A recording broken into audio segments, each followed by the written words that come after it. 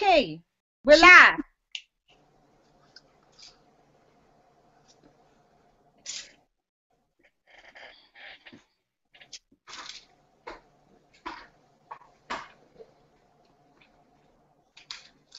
It's 10 o'clock.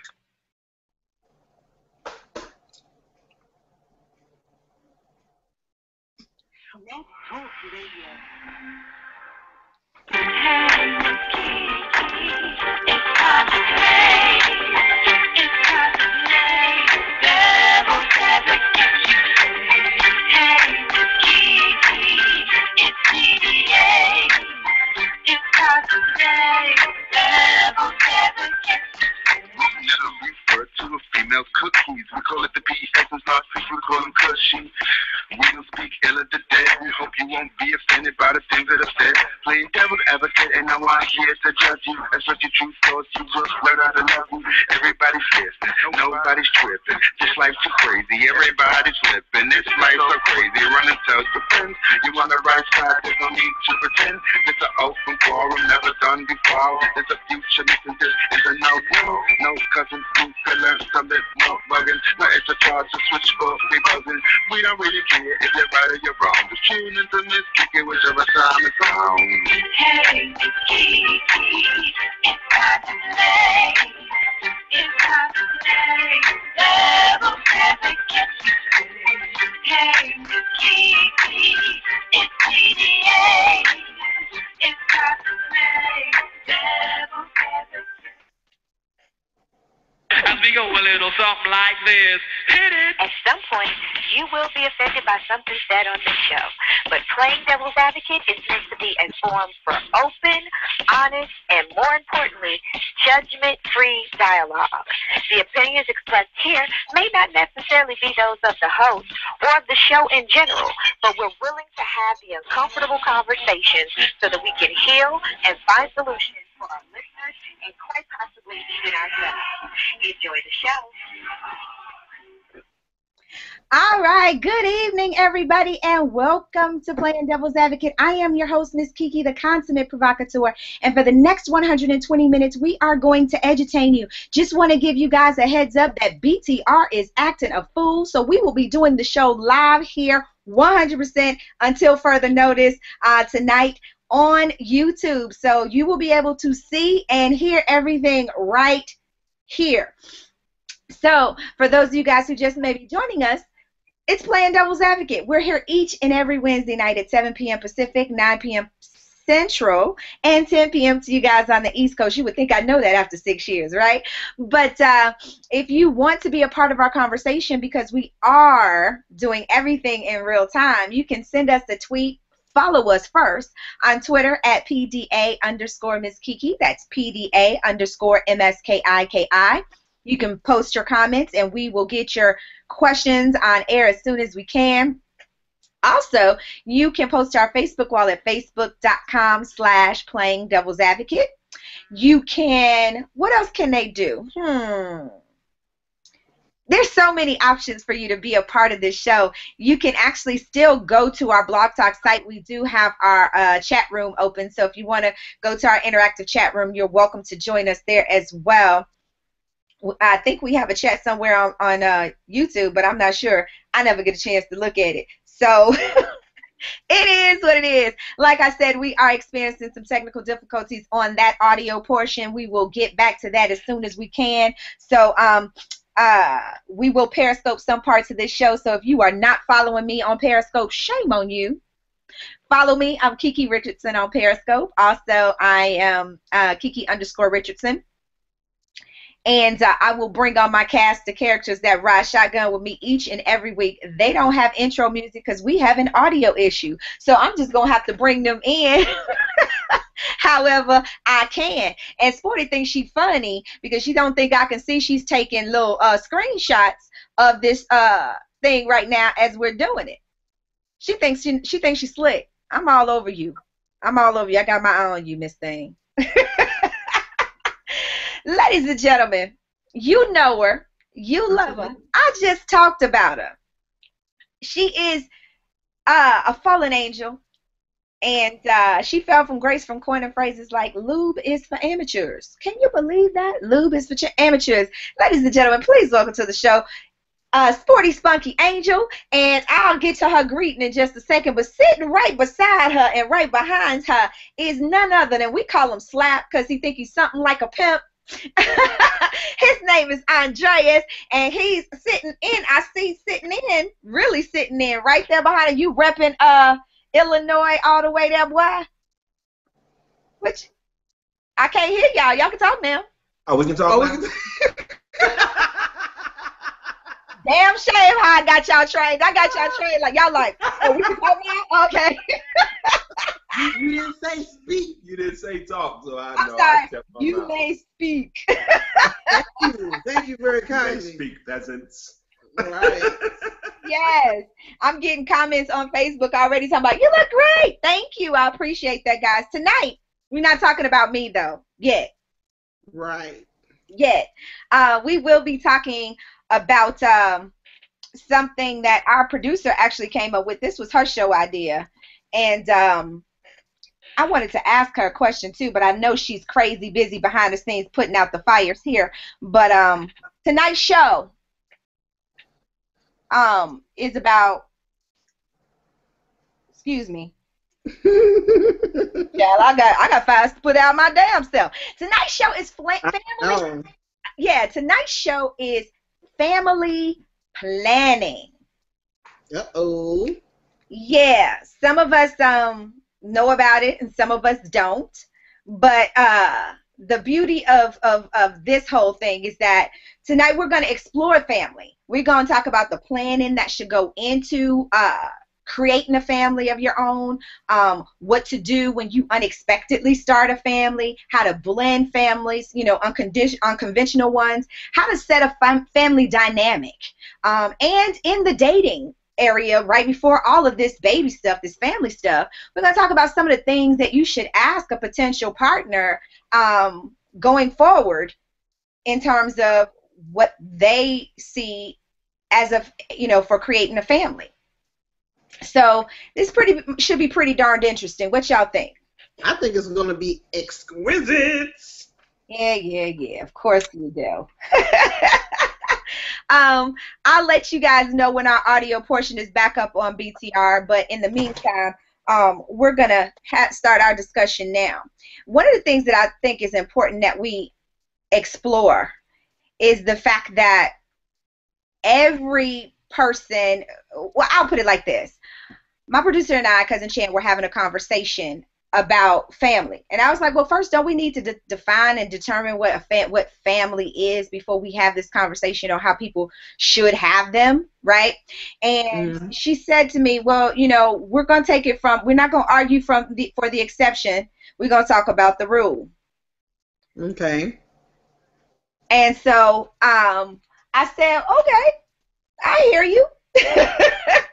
Point taken. I said, well, so we're going to do this whole thing, you know, the whole picket fence, the whole, what do you call it, the what they say, 2.5 kids and all that other crap. We're going to talk about how you get there. And so in the dating portion, I think a lot of people are remiss in asking potential partners very important questions. That makes it, I think they wait too late to ask the important questions. I think they wait too late to have kids. You're supposed to have them you like 11 and 12. That way you can still have shut the hell up. I don't even know. And a half. Why do we talk to him? Well, you know what? You know, even though we making fun of him, there are some cultures where that is, you know, the norm. And for a long time, you know, it was the norm when we were in the industrial area when we needed our kids to work. Mm-hmm. See, I'm from Indonesia. I don't see that there's anything wrong with it, though, right now, because the reality is these kids need to learn some damn work ethic. But I'll talk about that later when we talk about creating a family dynamic and setting the tone for what kind of family and children you want to raise. But, Sporty, you touched on something very important by saying you think that people wait too late to ask those questions. And what do you mean by that? And then give me an example of one of the questions that you think people should ask. Well, what I mean by it is this. You know, you wait how many kids do you want to have? That's the first thing I would say, if you're going to discuss having children. The first question is, do you want children? So then you come up with a surprise, oh, hey, I'm pregnant. And it's like, oh, really? I never wanted kids to begin with, so you're pregnant. Well, what are we supposed to do now? I want kids. He doesn't want kids, but here we are having a baby. That's a question you want to have as a conversation ahead of time about, how many do you want, if you want any at all. Right. Well, me giving the hand wasn't for you, Sporty. It was for your 3-year-old partner in crime over there who can't seem to sit still. Back there. Ignoring. I don't see you. He stop it. Knock it off. We don't want people paying attention to your shenanigans. We want to hear what you have to say, okay? Mm-hmm. You may speak. No. All right. So I do think it's important that there are a lot of questions, a lot of things that people need to ask. I'll say this for myself. At my age or whatever, or when I meet men, they're like, you don't have no kids? And I'm like, no, right? And then it takes me to, I hate to say it, it takes me to that show, Hollywood Divas, right? Okay. And, reality.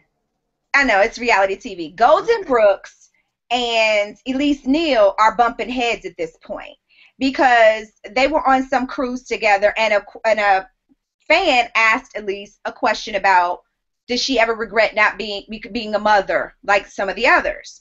Okay. And she said no, not for her. She had a plan for how she wanted to do it, and that was the way that she chose to do it. And if that meant that she didn't have any children, then so be it. She was comfortable with the decision she had made for her life.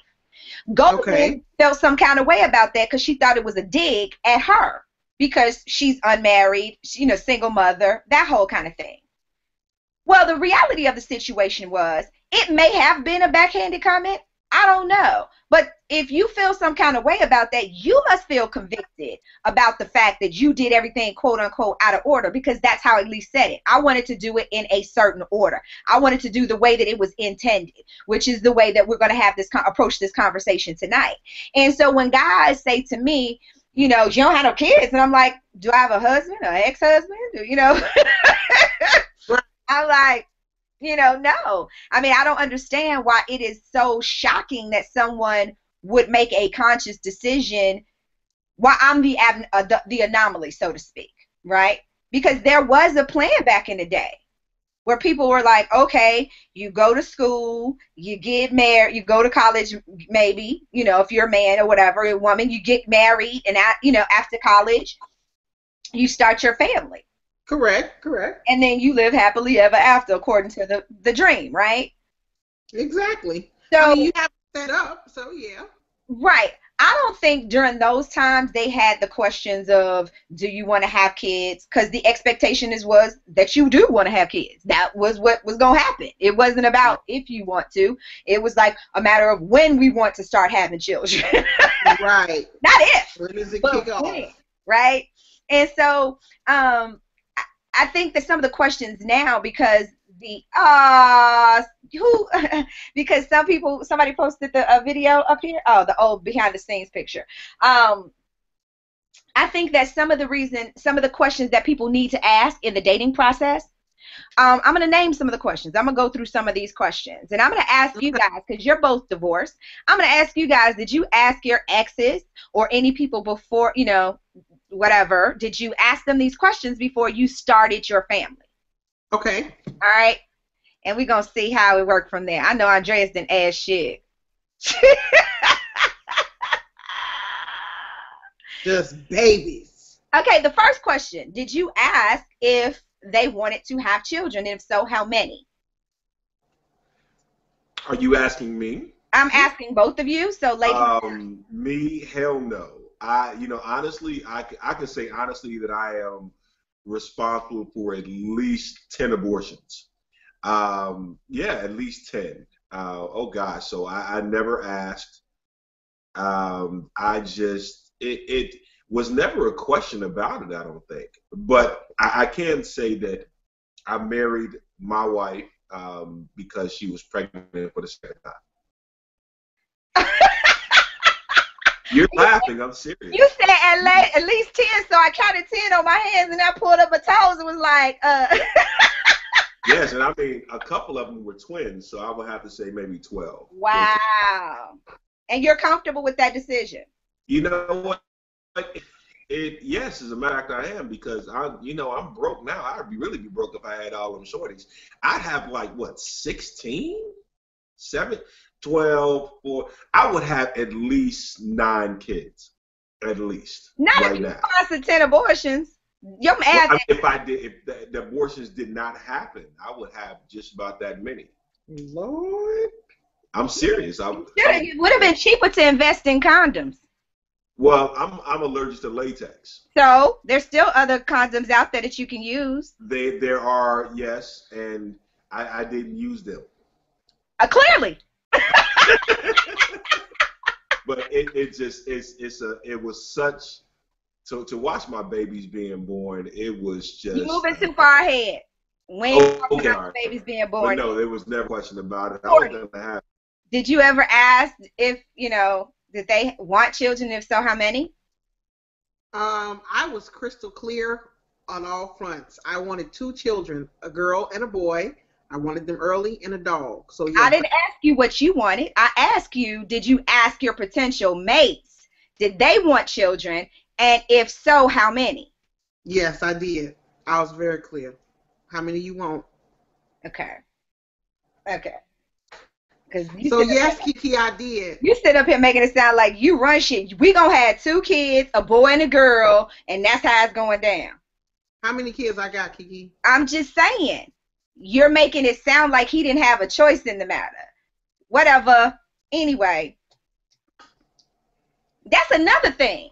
Do you have that conversation with people? Do you ask men or do you ask women if they had abortions or terminations or anything like that before? Is that a proper question to ask a potential mate? And if so, when is the best time to ask that question? I don't think there's really a good time to ask those questions. I think those questions should be answered through casual conversation. You know, I mean, how many times do you ask someone? I'm just using this as a metaphor. How many times do you ask somebody? How many people do you want to ask what's your favorite color? I don't want to ask nobody nothing. But see, that's what I'm saying. I mean, these are the kind of things you learn through casual conversation. You hear what I just said? Casual conversation. I don't want to ask them nothing. I want to ask them.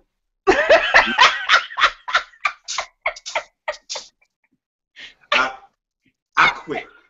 You can't quit. I think it's appropriate to ask.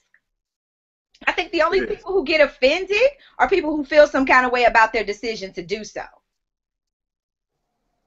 I concur.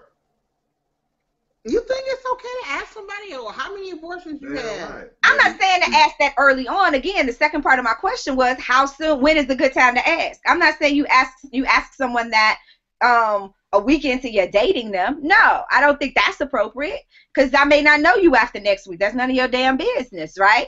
But if we're further along in the dating process and we've had, real conversations about moving forward in our relationship, possibly engagement on to marriage, then, if that question comes up, I think it's fair. I don't think it's too much to ask, because here's the thing. If later on down the line, say for some reason you experience some difficulty conceiving as a result of those procedures, it's not a shock to him. That's true. Well, I mean, I guess on that front, it's good to know, but I would just, I guess. I'm not saying you got to be like, I had 10 or 15. I'm not saying you got to drop a number out there, but if they ask if you ever, I think it would be fair to say yes. And that's all I want to say about that. You can leave it at that. Her womb was so polluted, man. You need to know if her womb is polluted. And then you need to know if he cut or not, if he had a vasectomy. Right. Interesting that you would ask that. There's a gentleman who's very interested in dating me and has made his intentions known that this is what he wants to date me. He has a child. He's also divorced, whatever. I don't have any children. You're not a viable candidate for me. until the doctor tells me your FSH levels are too low and you don't have enough eggs and this, that, and the other. Until they tell me, forget about it, you got powdered eggs, right? Powdered. Yeah. Until they tell me that, you're not a viable option to date for me because you had a vasectomy. So clearly, and then so my next question was, would you ever have the procedure reversed? Oh, no, no, no. Oh, okay. Homie? No. We're still good friends, but we can't date. So what if he had to say, yeah, I can't have babies just because I can really have them, just hit it. I mean, how would you feel? That would just be terrible. Man, just be lying. Well, if he lied to just try to get some ass, first of all, he knows me well enough. You ain't got a lie to kick it. If you just want to fuck and I'm interested in fucking, we can do that. You know what I mean? I ain't saying. I'm just saying, don't try. You ain't gotta. What they say in Jerry Maguire? You ain't gotta shoplift the pootie. You don't have to do that. If I'm interested in doing it, I'm gonna do it regardless. It don't. You know what I mean? So. So did he have a fighting chance at all? Did he have a fighting chance? Not until, like I said, not until a doctor tells me that I can't have children. He's not a viable option for me. Okay. But he's viable to hit, but not to stay with. See, that's some new shit. I just came up with that shit. Man, I'm a poet. Let me shut my mouth. No, I can't go there with him because I know that he likes me. Okay. You see what I'm saying? So out of fairness to him, it's like I can't get your hopes up into thinking that, oh, she'll change her mind. Kind of like with women thinking that men want to change their mind. That's not going to happen. No. Not going to happen. Can't make a man do anything. Just like you can't make me. You can't make me change my mind, right? Exactly. You want to ask them certain things like, this is a point of contention for me. When it comes to conversations when it comes about babies. You fussed at me about this, Sporty. Some men feel very strongly about it. Breastfeeding versus not breastfeeding. Very strongly about that. I honestly do believe, and I hope I'm not cutting you off, but breastfeeding is a must when it comes to raising healthy babies. It ain't your titties, ain't you? I understand. It ain't your nipples getting chapped and bleeding. I get it, but no, you don't. You don't get. You can never get it until it's your nipples. I know the nipples are made to be sucked on. They need to bring the nutrients and the vitamins and the minerals to the baby so it can be strong and healthy. Yeah, but they're not meant to be bitten and chewed and yes, pulled they are. and tugged. Yes, they are. Wrong. Okay. I think we're going way too far down another rabbit hole, but I'm just saying, would that be a deal breaker for you, Andreas, if she told you, no, I'm not going to breastfeed? I'll pump, but I'm not going to breastfeed. As long as my babies get what they need, and the babies get what they need through breastfeeding. Kids to grow healthy and strong. This is the way Creator made it. I've never had problems when it comes to my babies. All through them. I wasn't breastfeeding. I'm fine. I'm fine. Yeah, but my kids are like tall, so. Well, it don't have nothing. Here's the thing, though.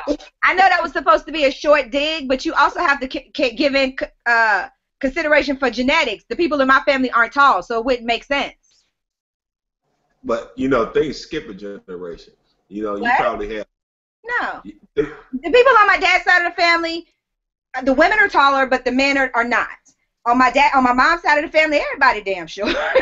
Everybody damn short. So it would have been somebody would have been like, how she used to be so tall. So it's not one of those situations. So it's not about that. I'm healthy. Just because I'm short don't mean I'm not healthy. Well, no, I was just a fucking dwarf. Honestly, it is. I think it's important for the health of the child that they're breastfed. Okay, that wasn't the question I asked you. I asked you if it would be a deal breaker. Yes. Even if they use a bottle for the breast milk? As long as my baby gets breast milk, I'm good. It's always interesting for men to always have these demands about things that don't have nothing to do with their goddamn body. Yes, it does. We went half on the baby. Now you're gonna have to Right, put but the I'm going rest whole on the milk. So screw Yeah. you and the horse you came. Yeah, It's pump it whole out, milk, right? So battery screw operated. you I and don't your care. damn opinions at that point. Once, listen, as Chan used to call it, she used to say she was a host. Once she becomes a host, you don't have shit to say. You don't have no rights or privileges. That's not true. No, it's true. No, it's not. Yeah, it is. No, it's not. Yeah, it is. Okay, so I hope that anybody that will be potentially dating me would understand what I'm saying to them. Once I become a host, you don't tell me what the fuck to do. Now, if it's in my best interest to keep me healthy, and there's a nudge of some sort, like, babe, you know, blah, blah, blah, but you don't get the last say in shit. Not your ankle swelling up. It's not your damn hemorrhoids. It's not your bladder being sat on. It's not it's not your cervix that's getting expanded. It ain't none of you. It's not your mammary glands expanding so much that they fucking hurt, or your nipples getting chafed and chapped and they start to crack and bleed. You don't get nothing to say. You just made my stomach hurt. Oh, well, welcome to the life of breastfeeding. Damn.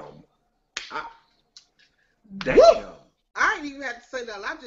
I ain't got no tea, but I sip my water on that one. Have you ever watched a baby being born? Yes, I have. Yes, I have. I've seen cesarean and I've seen natural births. So now what? What's your question? I've never seen a cesarean. Can you, I've never seen a cesarean. Oh my God. That's got to be nasty the other way. They got to take stuff and move it around and pull the baby out. That's just we got to move your intestines to the side. All right, enough. Because see, what kind of questions do you think people should ask that's important? Are you speaking to me? Sure, why not? At this stage in my life, I honestly think that finances are more important to talk about than anything else. I think that the both parties should be on the same page. Like I said, at this point in my life, I mean, I've already had my children, though, so it's hard to speak. Can I say retroactively? It's hard to speak retroactively. That's not what I asked you. I'm saying I'm not asking for your personal opinion. I'm asking you, what do you think are important questions that people should ask when they're planning to have families when they're in the dating world? Finances. Specifically, what kind of questions as it pertains to? Because you have to be specific. What questions should they ask? Are we saving for a new house? And when I say a new house, are we saving for a house big enough just for us, or are we saving for a house big enough to start raising a family? And that question is a gate into whether or not we're going to have kids. You know, is it like when you ask her, hey, we're saving for this house, we're going for the long haul, are we just going to get a place that's big enough for us, or are we going to get a place that's big enough for us to raise kids? That's a gateway question. Does that make sense to you? I know it makes sense. To kind of help you out. Help me out. I think that finances are a very important question, too, to ask in terms of planning a family. One, how much do we think that we need to have to start before we start having a family? What kind of cushion are we going to have saved before we start this journey, right? Mm-hmm. We need to talk about trust funds or, trusts. We need to talk about life insurance for these children. We need to talk about college funds for these children. All of those things, and how are we going to, what percentage of our incomes are we going to put aside for those things and things that we can't touch? We're not going to be like James Evans picking away at Thelma's college fund, so when it was time, she can't go to college, right? We're not talking about that. We're talking about we putting it in something that you cannot touch. And if you do touch, the penalty for it is so great, it's going to be worse than taking the need that you had for it. Like a 401k for shorties? Well, it's not necessarily a 401k. It could be a couple of things. It could be a trust. It could be a couple of things. Like, with child actors, their parents are only allowed a certain amount of funds that they can have liquid, and the rest goes into trust for when that child turns 18. Is that the way it goes now? Is that the way it happens now? I mean, so they Yeah. end up like Yeah, Gary they Coleman? won't be Gary Coleman. You know what I Right. mean? They're not gonna have that situation where you got all these child stars who grow up and then they're broke because their parents have spent all their money. Same thing here. Are we gonna get the child a car when they're 16? Are we budgeted for that?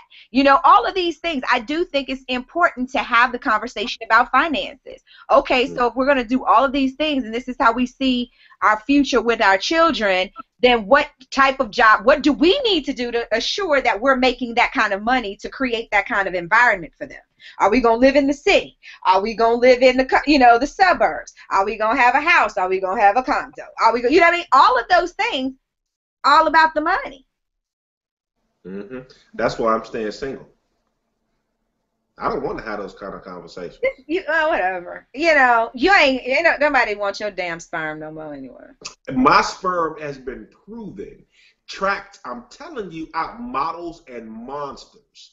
I create specimens. 40, go ahead. That was when you was 20. I can do it now. I can that more.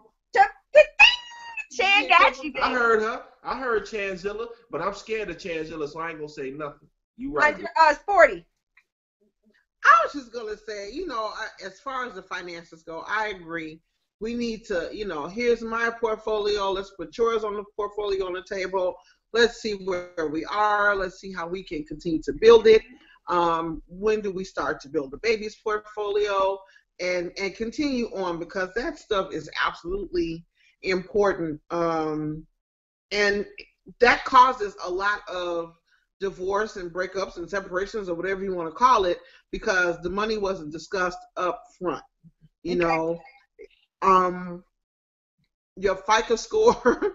Yeah, I was just looking on Twitter. I was going to do it. Go ahead. They want to know what your FICO score is. Your FICO score is. On Twitter, they was like, what is your FICO score? What is your plan to save for the future? Also, they said to you, Andreas, breastfeeding is a woman's choice. Fuck that. No, it's not. She will do as she's instructed. I'm sorry. And that's why you breastfeed my kids. That's all right.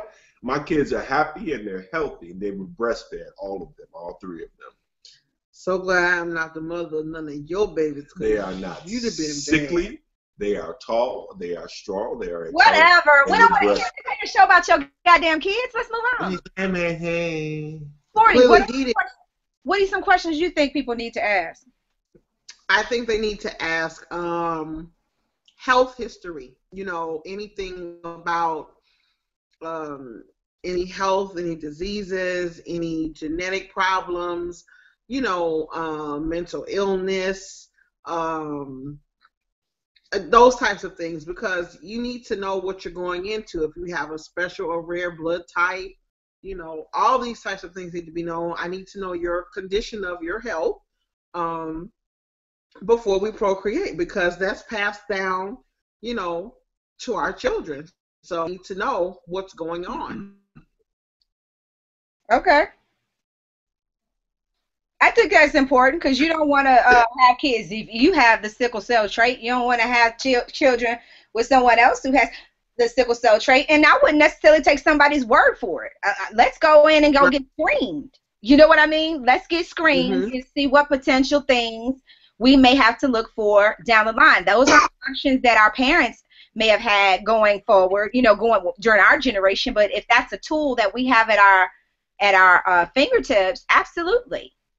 I think an interesting question to ask someone is, if we were to have a child and for some reason that child was, if we were to get pregnant and for some reason that child was going to be considered disabled in some way or special needs, would you vote for termination, or would you vote to, which side would you say? Should we terminate the pregnancy so that we can, keep this child from having a poor quality of life? Or do we be selfish, or do we just say, what, we want this child, we're going to bring them in and we're going to do whatever? That kind of conversation is something that is an important question to have. That has broken families up. That's a great point you just made. It really is. That's a really good point, whether or not to have a special needs child if you know the child is going to be special needs before it's born. What would you say to that, Kiki? You get pregnant and you find out that the child is going to be special needs. What would you do? It would depend on what the special need was. Spina bifida. Let's say spina bifida. Ooh. That's a hard one, isn't it? That's a horrible, horrible disease to have Yeah. a child kind of go through.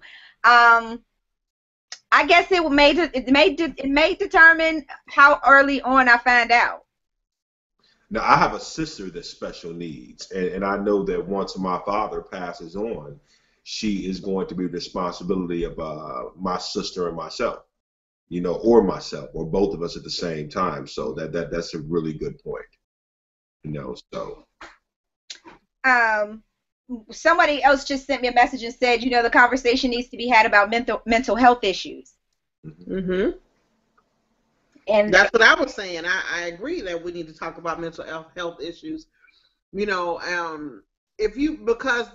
that's also a catalyst for having children with deformities and mental health issues, and setting yourself up for a life that you're not prepared for. If you feel like you're prepared to handle that type of lifestyle and changing whatever it is that you're into or doing to be able to accommodate that person or that child, then great, go for it. If it's early enough in the pregnancy, I'm not gonna put a child through that. I'm not gonna put myself through that. I'm just not gonna do it. Call me what you want, say what you want about it, but I'm not. Some people might say that's a selfish decision. I think it's a selfless decision, because I'm not only thinking about, selfish decision would be thinking about how is it going to affect me? How much time I'm going to have to be the caregiver? It's going to be costly and blah, blah, blah. That's the selfish decision to make and the decision to make to terminate. But the selfless decision would be like, I have this child that I would love, but I don't want to watch the child suffer, and I don't want the child to feel like they are suffering. And what if the child can't utter to me, why did you let me live? You know what I mean? And then you look at like, because I was selfish and I wanted to keep you around. You know what I mean? So you want to make sure that you kind of keep those things in mind. That's a very important conversation to have. That can set the stage on whether you decide to have children with a person or not. Yep. Because you might have somebody that's totally, completely against it. I don't care. We need to do whatever we can for our kid. You know what I mean? And you might be like, fuck that, tiger. Yeah, I don't, Mm-mm. Another question that somebody came up with, they asked just now, they wanted to know about godchildren. Mm-hmm. They were like, do people actually, choose godparents? And what is the determination? That's the kind of conversation you need to have, or who you would choose to be your child's godparent and why. Well, my thing about godparents is this. People take the term godparents and they don't know what it means to be a godparent.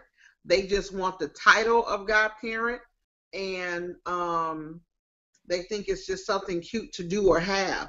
But to actually be a person's godparent, that's a huge responsibility. Yeah, it is. And for me to say to someone, I want you to be the godmother or father of my child, I'm asking you to take on a huge responsibility. Mm-hmm. And, I have to trust you enough with the life of this child to say if something happens to me, or my spouse, that you are going to be solely responsible for this child. There are a lot of people who think, just being a godparent is buying stuff for the kid, and every once in a while you come and hang out with them and then you drop them out.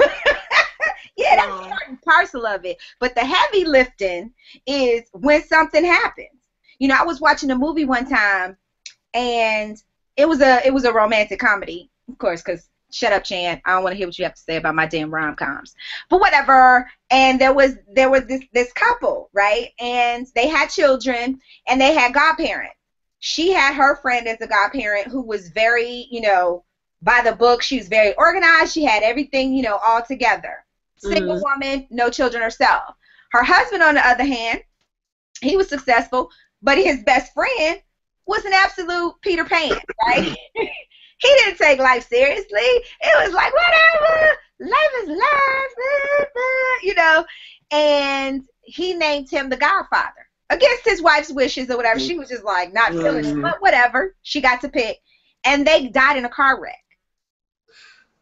And so Great these movie. two I know. people who were so vastly different had to come together for the benefit of this child to raise them in such a way to in such a way that it's insane. You don't realize that you have to make the decision, oh yeah, I'm gonna keep this kid, or no, you let family services take him away. You know what I mean? When the shit really hits the fan, can you trust that this person would step up and be the kind of parent that you would like for them to be for your child? Yes, that's true. That's not a decision that people should take lightly, and I think a lot of people do. You know, I think a lot of people take that lightly. You know, people really need to understand what it means to have godparents, or just leave that situation alone, period, because it's not serving a purpose. It's fine to have people who will care enough about your child and love your child and do great things for them, but you know, the bottom line is, you know, godparents are really, really special and unique people that you trust completely, you know, to take over as the parent of your child if something happens to you. You know, yeah, that's I'm real strong about the godparents that, you know, my kids' godparents are still their godparents. You know what I'm saying? They're still, they still do and feel responsible for them, and they're adults now. So, you know, people will do what they do with it, you know. Yeah, absolutely. I wonder if our producer is listening to me right now. Because you know what time it is. I hear you. All right, ladies and gentlemen, our producer has done it yet again. I think it's time for me to get this Periscope going for us to do this drink of the week. Uh-oh. Yeah, man. It's going down. Let's do it. I gotta put the Periscope up. Y'all know how it goes. For those of you guys who are just watching us on YouTube, we do the drink of the week every single week, and our producer never lets us down. And I have to Periscope it, otherwise the people get upset with me. They be drooling all over the drink. Let's see here. Yay. Underscore. Y'all ready? Yes, ma'am. Let's do this. All right. I'm about to go live on this here Periscope in 5, 4, 3, 2, 1. Go for it, Cousin Chad. Drink of the week time. Hey everybody, tonight's drink of the week is a basil cachaça. Alright, cachaça is a Brazilian rum that is made from sugarcane. Alright, what we're going to do with this drink is we're going to 1.5 ounces of cachaça, 2 teaspoons of agave nectar, a cut lime, some sparkling water, and a handful of basil leaves. And what we're going to do with this is we're going to muddle together the basil, the agave nectar, 2 of the lime slices, and the cachaça, and add ice. Then top it with sparkling water. Then garnish with a lime wedge and a handful of basil leaves. And there you have it, a basil cachaça. All right, guys, be safe, enjoy, drink responsibly. I'll see you next week. Okay, ladies and gentlemen who are following us on Periscope, again, I literally had to go to a Brazilian translator to get the actual translate, because I was like, I'm going to screw this up. I'm going to screw it up. And cachaça is the name of the drink. It's a basil cachaça. So check that drink out. You've been trying to chat on YouTube. We're right there. I'm looking at the chat on YouTube. I do not see you. You like me on YouTube and Scope Prayer Scope. Thank you so very much. We appreciate y'all. That was our producer's drink of the week, ladies and gentlemen. That was the cachaça, the basil cachaça. If you didn't get it, shame on you, because that mofo look better than the mojito that everybody be talking about. It does. It looks great. It looks great. That look yummy. And for those of you guys who are watching us on Periscope and don't know who I'm talking to, those are my co-hosts. That's 40 Spunky Angel right there. And that is something like a pimp, we call him, Slap, because his name is Andreas, for something like a pimp. And we are just doing our drink of the week, and we're getting ready to go back to our conversation. Yeah, we know those crazy people. We're going to have to go back to our conversation now. We're going to be talking about family planning right now. If you want to watch us on YouTube, we are live streaming via Google Hangouts on YouTube. So, Sporty Spunky Angel, go ahead and post in there the link for it, the short link. We are on YouTube, Playing Devil's Advocate, and advocate is spelled ADVOC and the number 8. If you were to go there, this is what it would look like. No excuses. See? That's us right there. That's Playing Devil's Advocate right there. See that? Family planning. Right there. That's what we're talking about. So make sure you check us out. That's the stream live right now. Nobody's chatting on YouTube. I'm right there. You don't see my answers? See? All right, guys. I'm going back to my show. We got a lot of conversation to have. We will be back during the Ask PDA letter segment of the show. And we'll get back to you at that time. See you later. All right. So we've gotten that portion out of the way. For those of you guys who just are joining us on YouTube, this is Playing Devil's Advocate. I am your host, Ms.KiKi, the consummate provocateur, and I am joined by Sporty Spunky Angel over there making the frown face, and Slap, he called him something like a pimp, Andreas Ferguson right there in the background. We are talking about family planning a little bit later. We just did our drink of the week a little bit later. We're going to do our Ask PDA letter where our listeners actually get the opportunity to write letters to us. And ask for advice. And then at some point during the show, we're going to do the official announcement and unveiling of the KiKi experiment. So if you don't know what the KiKi experiment is all about, you're going to find out tonight. You're going to learn today. Hello. Yes. You're going to learn today. All right.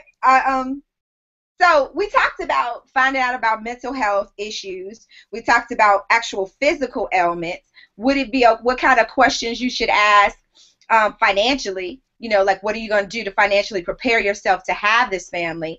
One of the things that I find important is that, you know, most people don't make a plan, you know, and one of my favorite sayings is if, you know, you fail to plan, you plan to fail.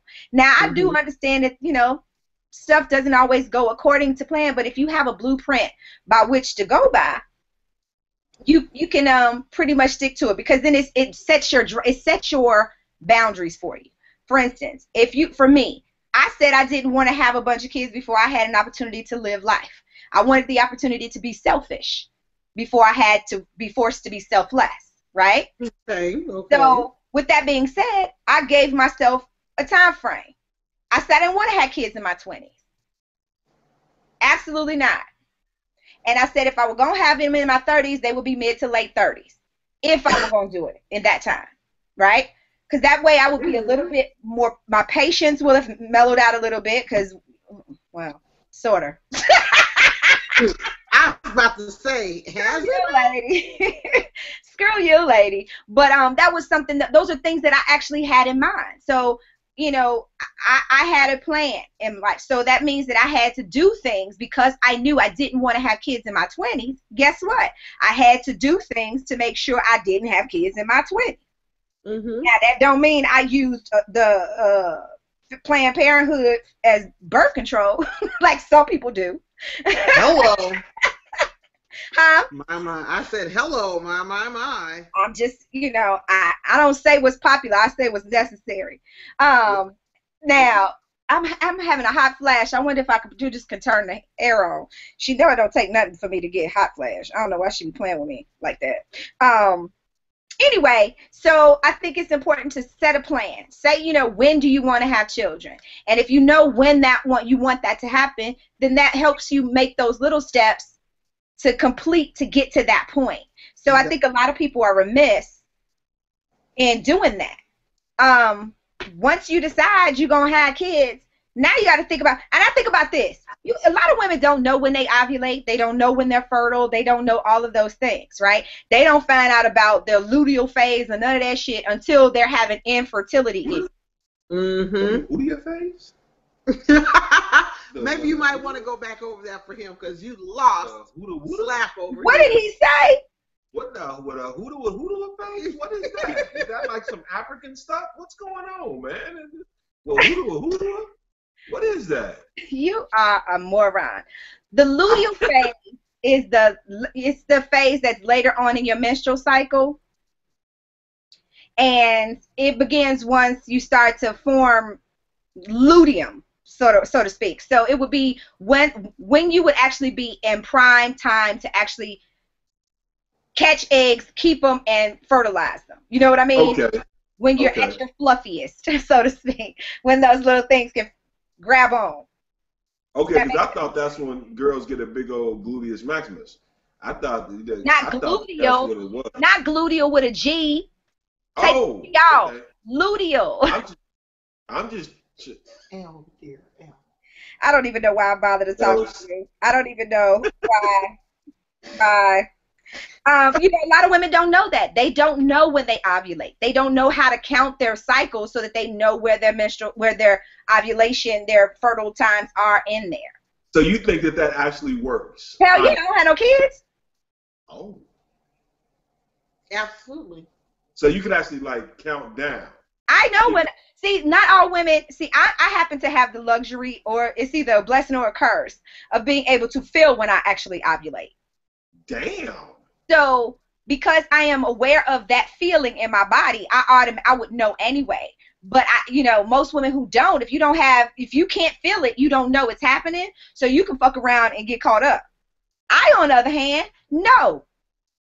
72. There's a 72-hour window. You can't fuck with me. So you know when your eggs come out to play. Is that what I can feel them. I can feel them. Pull away. Wow. All of that. Yeah. Yeah. That's something. I can feel my sperm do the same thing. No, that's not what you do. That's not what you do.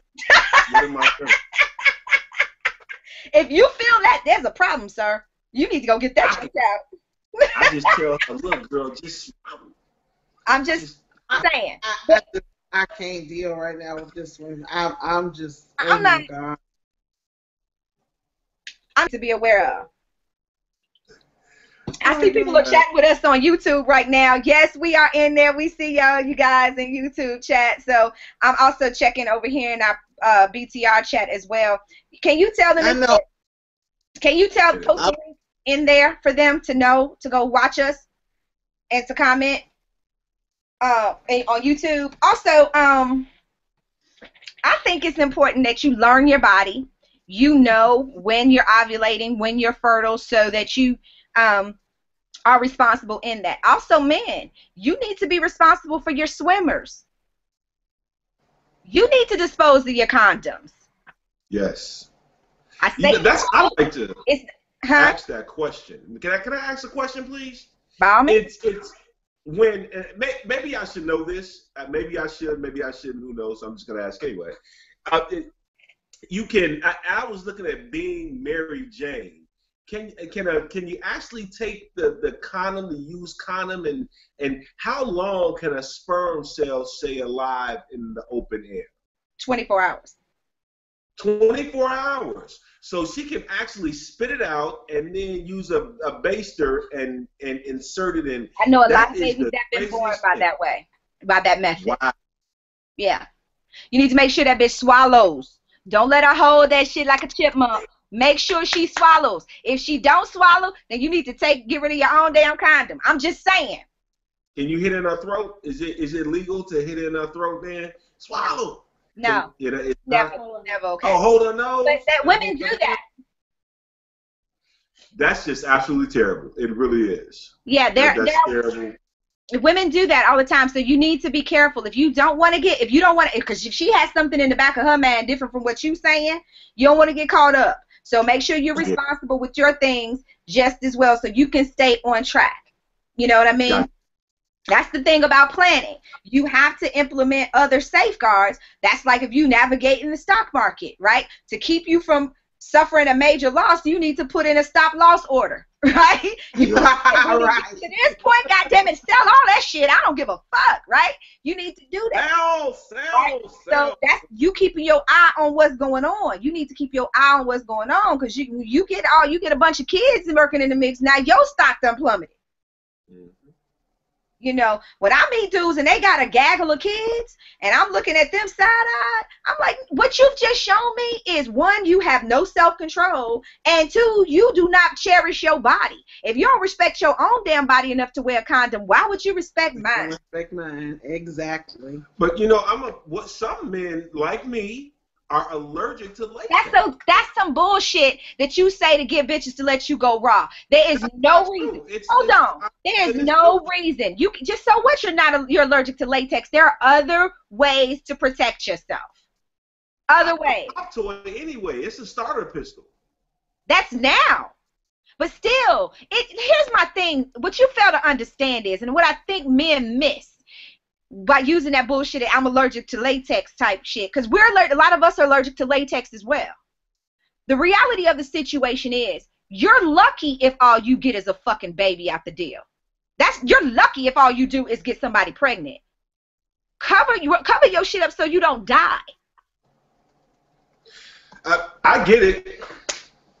Hence my favorite other saying, I need the first date to be to the clinic so we can get your get out and fuck free card. But no, you can go to Walgreens now. They cost like $8 or something. What are you talking about? The HIV test? Say it again. HIV is not the only thing that you can get, ladies and gentlemen.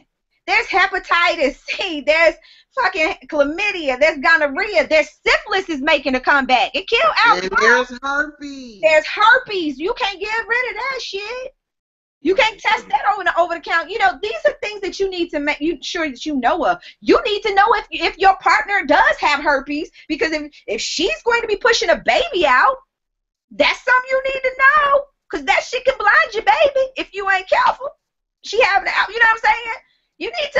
Those are things that, uncomfortable conversations, you got to have them. You got to know your birthing plans. All of that stuff is stuff you need to know. You need to know if she wants natural childbirth or she wants an epidural. Epidural give me or if she wants to use a doula and go natural in a tub or a pool or something. You know, you got to find out if he's the kind of guy that want to be there and catch, or if he want to be on the other side. Telling, nah, doc, you got that. You Break it down, sit on two.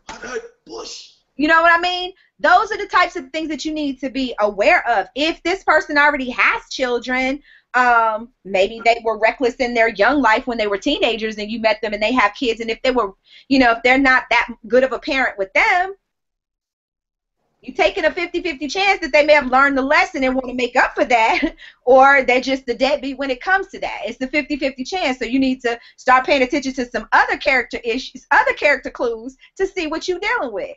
If she got kids, if she got 4 kids and she ain't taking care, or say she had a kid early on, she ain't taking care of her kid, her mama taking care of her kid, and you think it's her, you didn't find out till much later because her mama said something slick and told you that was her kid as opposed to her sister or some shit, and you like, well, damn, this bitch, you done had a kid all this time and I ain't know. Right. Those are some things that you want to be conscious of. What are y'all talking about over there? What you seeing? Huh? I'm just, I'm thinking about all of these different things. I was remembering a situation where a girlfriend of mine, she was, having a baby, and it was time to go have the baby. And the father, he did not want her to have drugs. He was like, you're not going to drug my baby, and you can't have drugs. You have to do this naturally. And she was so adamant that she was having her epidural. She's like, I'm going earlier. I'm doing this right now. I don't care what you say. You can leave me after I give birth, but I'm going to have my, my shot. I'm not doing it naturally. And it makes a huge difference when you have the conversation about, how you're going to deliver your baby. Because that's a huge, I did one naturally and one with an epidural. And I promise you, I'm going to go with the epidural every rip if, in fact, I had ever decided to have more children. Right. Well, I've seen the epidural. I've seen the epidural gone bad. Oh, yeah, they can't go bad. I've seen a motherfucker get a block and it don't, nothing that they give. I've seen all of that stuff. So, I mean, those are all things that you need to be prepared to know. You or have a conversation about.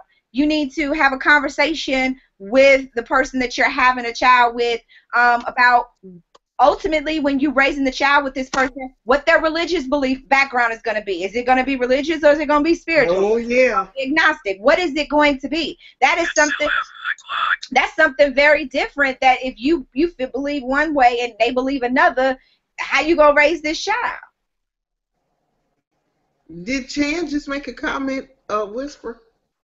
No. Well, we heard something over here. That's my computer. He talks to me. Okay. Oh. Because we got freaked out. Don't be blaming that satanic shit on me. We got freaked out over here. Did y'all hear him? Y'all know what he said? He said, No. He said, it's 7 o'clock. Oh, he told you what time it was. Yeah.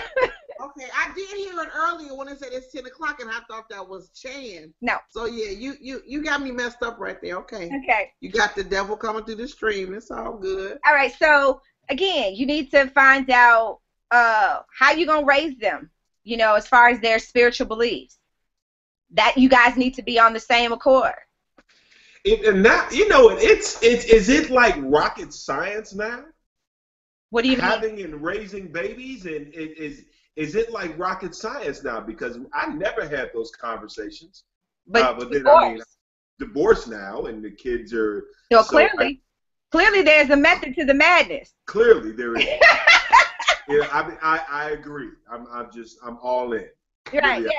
There is a method to the madness, and if you aren't having these uncomfortable conversations with people, and that way you can filter out who's potential and who's not. Yes. And it's nothing personal, just like the conversation I said with old boy earlier, with him being, having a vasectomy. Nothing personal. You're just not viable for me.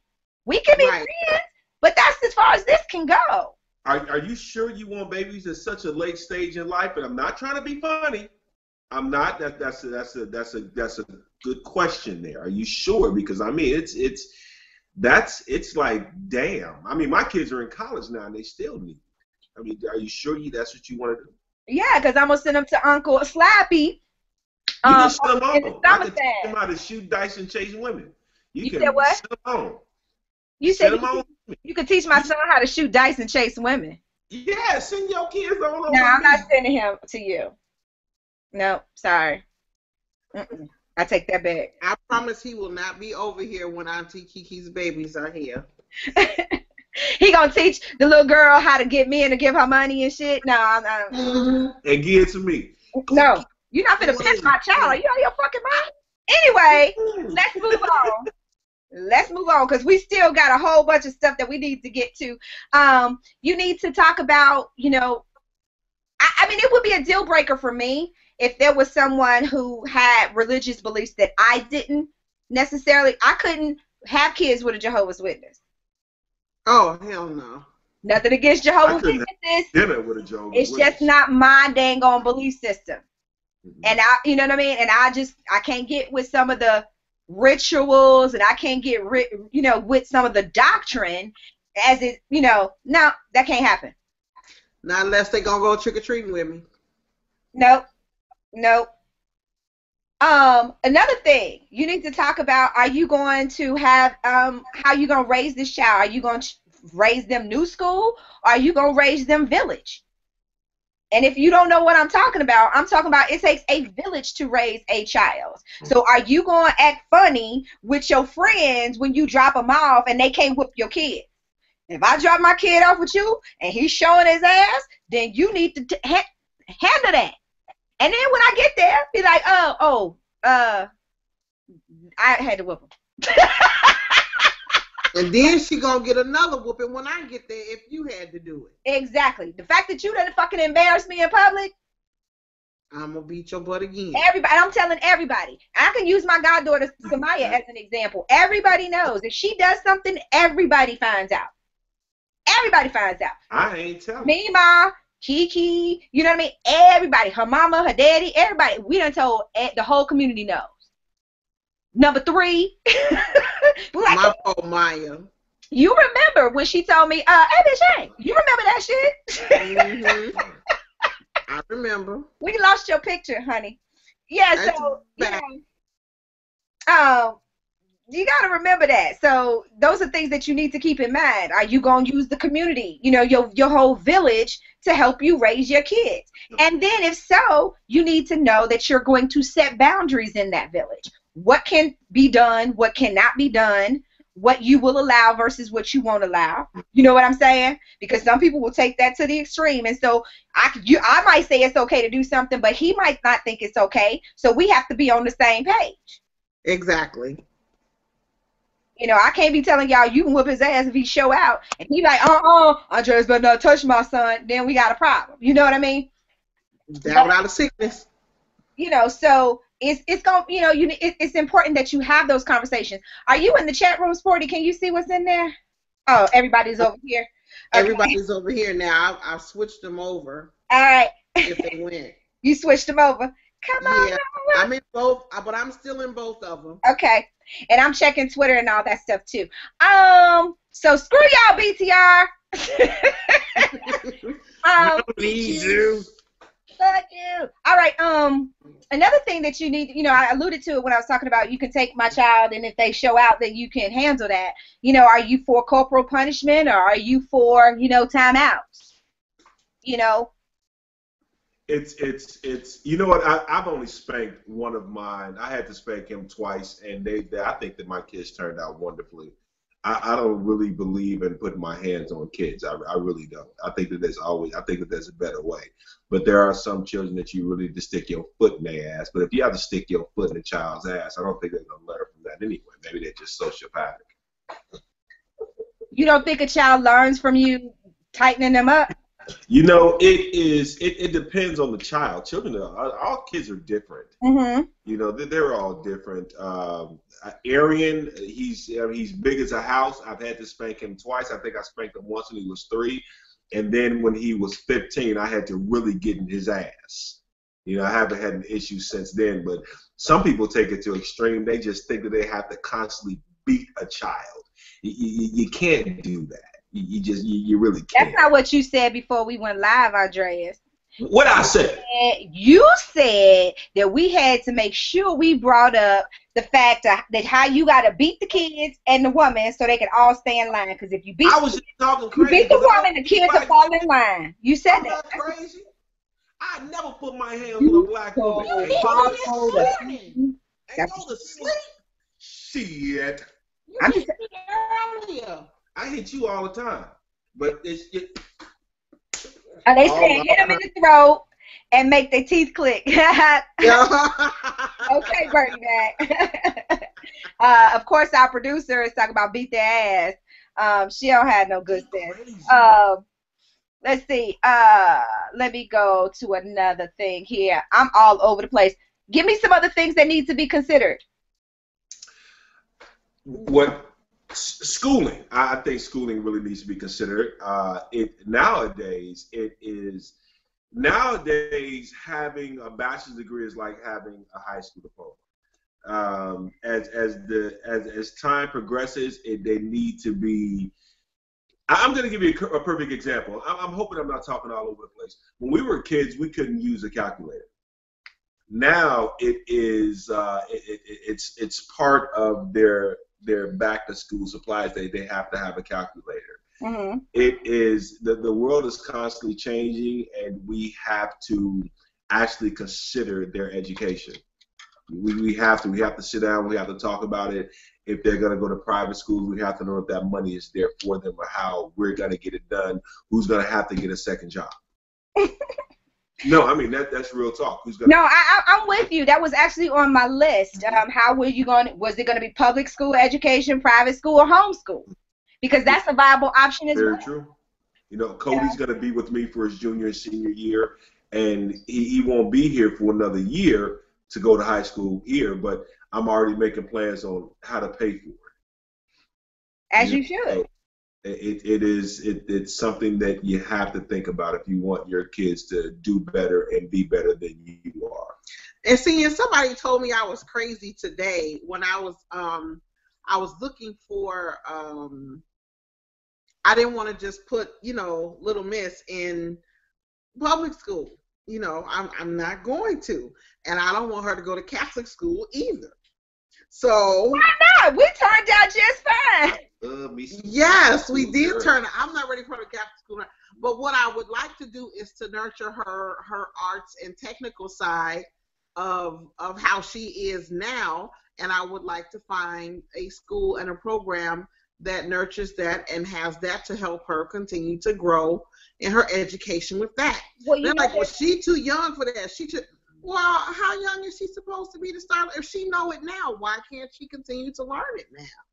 Well, here's the thing. You could continue to homeschool her, home train her, and then just make sure that you get her in programs where she's socialized. You don't want her to be so grown because she's always around adults. She needs to learn how to be around kids her own age. And they do have programs for homeschooling that they do have mandatory outings so that those kids can become socialized. It didn't used to be that way. You could just homeschool your kids and there were no regulations whatsoever. But they have they have regulations now. I see that. I know. Yeah, that's why I said it used to didn't be that way, but it is now. And then they have that socialization, those outings where they go to field trips and they go to do different activities together, so that they can learn how to socialize with their peers. So they aren't socially retarded or socially stunted in some way. Did you say socially retarded? Oh my goodness. There's some people who have it. I noticed they have you have to go to the facility twice a week for 2 hours at a time. They do one field trip every 2 weeks. Yeah. So, and I thought that was excellent. Well, that's another conversation about how to school your children. That's a whole nother show. Mm-hmm. Yeah. Private, public, or home. Let's just move on. Private, public, or home. I hope you're making a note of that. Another thing that we need to think about when we're planning our family is, do we raise our, on some level we have to raise our girls differently than we raise our boys. But how different is that? And if some, because some men like to coddle their daughters and women like to coddle their sons. So how do you find that common ground where you're not causing a rift in your family because, mommy and daddy are at odds because daddy lets, LaKeisha do whatever she wants to do and mommy lets Sean do whatever he wants to do? Well, I honestly, I think that is something that it will take a lot because it's a proven fact that men love their daughters and raise their sons, and women love their sons and raise their daughters. I don't think that's going to change. Yeah, but it should. And I kind of disagree with that to a certain extent. Having one of each, and I know you do the same. I think it depends on the child also. My son, I would say he's not a mama's boy, but he loves his mother. And he I ain't saying it's 6, but it's half a dozen. What the fuck? Right. But I also allowed his dad to do what he needed to do with him. There were certain things that I just could not do. There were certain things that I just could not teach him. The mama stuff, the mommy this, that part I can handle. But the stuff about being a man and other conversations they had and stuff where I went ill, go see your father about, that's, something that you can't take away from them. So there's really some things where the father does need to raise their son to do. And I can see now with him having his own son how that works, because now he can instill those things in his 5-year-old, and that works for him. So, when it comes to the girl, when girls get a certain age, you have to remind them, yep, it's 2 females in the house, but I'm the mother. You came out of me, and it's like, my son, I could yell at him or punch him or whatever, and he'd be all right. My daughter, I got to whoop her ass like she's a chick in the street, because she really tries to challenge me like I'm a woman. I can see where you're going with this. However, I don't know how I feel about that. I've never been in that position where I had my child stand up in my face. I can say as an adult, I've had to toe the line with my mom and say, okay, enough is enough. Because what I think when you become a parent, sometimes you forget your children are always going to be a child to you. And so I think oftentimes as a parent, you forget that they grow up and then they're adults, and you think that you can say and do certain things to your children because you're thinking they're a child. I'm the parent, you're the child, but they're not a child. You know what I mean? And a lot of times I think it's hard to make that transition in your mind into the real world, who you're actually talking to. So a lot of the times parents, not necessarily your situation, Sporty. Because you missed the point. Yours is a whole other situation. No, she's really not missing the point, because there's, and I can say, and my mother is a fabulous friend to the show. We have our moments where, Miss Marlene will say, she will talk to me as if I'm still her, teenager or her younger person. And, I have sometimes that person, your child will buck up because they're like, who the fuck? And they can't say that to you, but they really want to say, who the fuck do you think you talking to? I'm a grown ass woman, right? Because your parent hasn't made that transition. So some people, not like I said, not necessarily your situation, Sporty, because that's a whole nother dynamic altogether. But there are some people who get in that situation, and that's why the parent feels like they have to get into that child's face because that child has now bucked up against them. Because in their head, they're still seeing this as my child, but what they have standing in front of them is an adult. So, stop reading her damn text messages, stop with y'all damn conversation, and do the damn show. We are doing the show. I'm reading a response to what somebody just said about what you said. Thank you very much. And they said that no matter what age or how old your child gets, they need to always understand that the mother is the mother and the child is the child. And no matter how out of pocket the mother gets, the child needs to always stay bullshit. That's bullshit. I disagree 100%. That's some bullshit. Because here's the thing. You have to respect. You have to have respect. And here's the thing. If you teach me that there's a level of respect that people have to give you, you are not exempt from that lesson that you taught me. Mm-hmm. So if you don't want to be disrespected by me, don't disrespect me. Because I'm not a child, I am an adult. And if you want to talk to somebody like they're a child, go talk to a child. Period. It's not that I'm going to be disrespectful to my mom. I will never. Me and my mama are like peas and carrots. But I did have to have a conversation with Miss Dorothy, and it was a respectful conversation with Miss Dorothy to say to her, listen, I know you love me. I know you see me in a certain way. I know that you want the best for me. I get all of that. However, we will not have the conversation where you're speaking down to me or talking at me. I don't respond well to that from anyone. So if you get a reaction that you don't necessarily like, that is unpleasing to you, then your approach has to change. Was all wrong.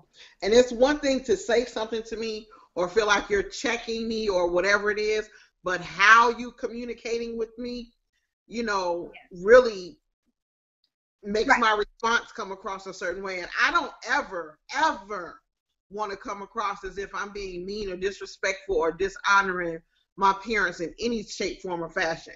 But I also don't feel like you have the right to talk to me any kind of way. Absolutely. And treat me as if what I have to say don't mean shit. I don't think that that's unfair. And I don't think that that's, you know, a request that any of us has ever had a problem. I don't think that's something that none of us have ever had an issue with. I think we all have that common bond where we get to a certain age and we're adults and we behave in a certain way. We expect to be handled in a certain way, and then our parents see us a certain the other way. And we have to, but one of the things I can say about my mom and I is that we bumped heads about that a lot growing up. So it wasn't new when we had that conversation going forward. I think Cousin Chan has something to say. Yeah, I did have something to say. I wanted to say, being a parent myself and being a parent of grown kids, I think the kids sometimes need to understand as well is that they grew up being talked to it in a certain fashion, and that certain fashion don't change just because you get older, because you were younger for a whole lot longer than you were older. So, and you're also asking for that mother to change her stripes. Now, yes, I might not get the response that I'm looking for or a response that I need, but in the same token, you got to understand as well is that I've been doing this for years and years and years, and all of a sudden, just because you turn grown, whatever year that was, just because you turn grown, that I'm supposed to now all of a sudden change who I am. I get what you're saying. However, here's the to that. Just because you've been doing it for so long doesn't make it the right thing to do. The fact of the matter is, the difference between you doing it when I was 12 and the difference that you doing it with me when I'm 42, the difference is I couldn't do shit about it when I was 42. I couldn't get up and walk out. I had to take that shit. I don't have to take it now. So, you know, it's a balancing act where it's like, okay, I understand where you're coming from. However, I'm not the only one that has to bend. There has to be a compromise on both of that. You have to recognize this, and I have to recognize that there's a transition for you as well. But I'm not just going to give you a pass because you've been doing this shit for so long. Hell, you could have been driving with your shoes off all your damn life. It's illegal and get against the law. Am I going to tell the fucking police, oh, well, I've been doing this for years. You got to understand, it's hard for me to drive with shoes on. I don't give a fuck. You know what I mean? I don't give a fuck. Exactly. But you asking for a person to change a part of their makeup just to satisfy what is now a part of your makeup. You change your makeup. I'm asking you to change your approach. No, that's what I'm saying. You're talking about a mother who's been doing it since before you were born, or as you were born, and now you're asking her to change a part of her makeup. This is a part of who she is now. No, I don't agree with that. I don't agree. Oh, you don't have to agree with it. I ain't asking. I don't agree with your behavior is a part of who you are. Here's the thing. I'm not asking you to agree with it. I'm telling you how it is as a mother. You're not telling me. You're telling me how you see it. That ain't how it is. I'm telling you as it is as a mother. You're telling me your perspective. You're not telling me how it is. I'm telling you as it is as a mother that you're trying to ask for this person now to change who they are just to now deal with you for who you are right now. And that has to be an interesting change. Right. Where I'm disagreeing with you on, though, Chan, is that not a disagreement. Hold on a second. All I'm saying is that in the instance of saying that the way that you've handled certain things for so long does not equate to who you are. But in that instance it does, because who you are is the same person who raised you. So in that instance it does. No, this is who I am. We can move on. We can move on because we're not going to agree on that one. It wasn't a side to be agreed upon. But okay. Anyway, so next up, one of the other things that we need to talk about is we talked about raising girls differently from boys, right? We touched on the vasectomy a little bit. At what point do you have the conversation and say, you know what? This is it. No more. Immediately. What? Immediately. Immediately when? Well, that doesn't make sense. I slip it into conversations over dinner. I just slip it To into a person conversation. you just met? Well, I mean, Okay, you were so quick we're to answer grown my up. question, but I don't think you understood what I asked. No, I understood what you asked, and I'm telling you that it's a casual conversation, and at this point in our lives, sex is a conversation that happens over the first dinner or the first phone conversation. We need to know if we're sexually compatible or not. I'm not talking about there. I'm not talking about there. Okay. I'm talking about you already have kids with this person. At what point do you now say, how do you have the conversation with that person to say, you know what, we can't do this anymore? There's some women who will go and get their tubes tied and not tell their husband. There's some men who go get their vasectomy and not tell their mate. When do you have the conversation or say, after baby number 2, that's it. We're going to both go ahead and close down shop. When I had this baby, I'm going to have them fix mine. And then soon after, you going to fix yours. I understand. That's a toss-up. That's what I'm saying. You can have that conversation immediately with somebody you just met. Right. You got to get a vasectomy. When? That subject is a toss-up when it comes to someone you're already with. You guys in a relationship. You guys have kids already. That conversation is a toss-up. When we planned for the children, I said after baby number 2. When that baby come out, the rest of it can come too. Is it I said, or is it that we agreed? Because here again, none of this journey is one person's alone. And so part of the planning process is we agree that after baby number 2, we're done. Mm-hmm. Not I said. Because again, he's your man, not your child. The moment you start treating your man like a child, when he starts doing childish shit, you can't get mad, right? This is true, but again, so I mean, we got to be careful, you know. Yeah, but I mean, we've already agreed on 2, so two tubes tied. Now I have what do I call it? A starter pistol. So somebody has to get it taken tied up, or somebody needs a starter pistol. So, no, both. Or both. Both is good too. Both. Because if y'all agree that 2 is the limit, y'all both need to take whatever precautions it takes to make sure that. I agree. All right.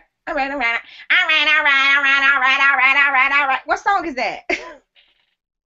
I don't know, because it sounds ratchet. It was. All right. This is one of the things I wanted to say before we go into your little thing. What? Your little thing, sporty.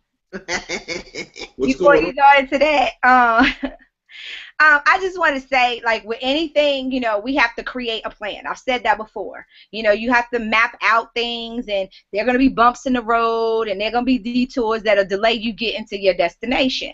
And speaking of delayed destination getting, my GPS blinked, and somehow I ended in my 40s with no children. So anybody who know me know I can't read a damn map. So I was listening to the GPS, and that bitch got me lost. So with that being said, you and Chan, what had happened was that y'all were going to try to get me back on track, right? Right. This is true. All right. You want me to discuss that now? Well, I'm about to periscope it, so. Uh-oh. We're going to periscope it. Well, that's fine, too. You don't want me to periscope it? No, go for it. I think we should tell the world. I'm excited about it now. Yay. Yes, please let us periscope it. Because my damn computer just decided they wanted to quit on me. Sure. I think you jinxed it. Is that what you think I did? More than likely. You know how you are. You think I got some hoodoo voodoo going? Girl, your name is Kiki. Look, trust me, if I had that kind of control, it would be over this. I wouldn't use it. I wouldn't use it on this. I wouldn't waste it on that shit. What's gonna happen? Hold on, I'll put it on here. The official announcement. Oh, it'd be nice if I spelled official right. Go ahead. Well, bottom line is this. Ladies Oh, wait, and wait, wait, wait. I'm about to. I thought you was gonna get yourself together at first, oh, but that was oh, I'm me. together. I'm ready. I'm ready Oh, to it's tell me you. that's not. You know I'm moving slow because I only got one eye. You know, you and this pirate thing you got going on today. Arg, Arg, Mikey, arg. arg, arg. I'm going to read what I got to say with one eye just so I could, Okay, I'm I'm live. going to be there for you. But I'm here for you. Just know that, okay? As long as you're clear. Time for the Kiki experiment full announcement. If you didn't know and you don't know what it is, you about to learn today. Here's Sporty Spunky Angel. Take it away. Well, ladies and gentlemen, hey, we are live with the Kiki experiment. And today I am officially letting you know some really interesting details about it. This is all about our awesome and fabulous, wonderful friend Kiki. Me and awesome cousin Chan, we have decided that we're going to launch the Kiki experiment, and this is what it is. I'm going to let you know what's going on. Be quiet, Andres. Welcome to the Kiki experiment. Let us introduce you to our fantastic friend, Kiki Richardson. Kiki is one of the most dynamic and single women we know. She's a certified life coach, interpersonal relationships, speaker, radio personality, and host of Playing Devil's Advocate, as you see here, as well as the author of the controversial book, The Other Woman Code of Conduct, What Every Woman Should Know, and Men Too. Now that you know her professional details, Kiki is so busy with the business of helping others with their relationship that she doesn't have time to look for the one for her. So that'll be me and cousin Jan, and this guy back here too, her awesome loved ones have decided to take on that assignment. We know what she likes and wants, and now you, that's you, the public, the world, can submit your request to date Kiki by doing the following. 1, you must have never met Kiki before, nor had any prior relationship with her. Never, capital Never, met any prior relationship, ANY. You can do this by publicly posting your picture to the fan page, which is now on Facebook, simply called the Kiki Experiment. It's right there, and you'll see her fabulous photos on there. I'll show them to you in a minute. Publicly posting a picture to the fan page and telling us a little about yourself. You must, M-U-S-T, must use the hashtag the Kiki Experiment if you want us to contact you for the next step in the process. If you don't live in the Atlanta area, you'll need to be able to get there. Kiki will not be traveling to you. Now, let's get to the fun stuff. What Kiki likes and wants. Intelligence, you gotta have some sense. Humor, physically fit or at least trying. Integrity and honesty, they're two different things. Great father, if you have children. The father, not a baby daddy. Secure in your manhood, please. No shorter than 5'11", preferably 6 feet or taller. Hardworking, financially self-sufficient, and in the words of Kiki herself, quote unquote, PP parts must be on swole. Yes, she said that. So, bottom line, we will contact you upon receipt of your publicly posted post. We will not respond to unsolicited private inbox requests. Kiki will not be responding to any requests. Although she'll see them, you'll be dealing directly with me, that's your sporty angel, and cousin Chan. See the photos on the page is who we are. Don't send requests to her public page. We're monitoring all her social media, every single bit of it. This is the only place that we'll honor her genuine request is on the Kiki Experiment page.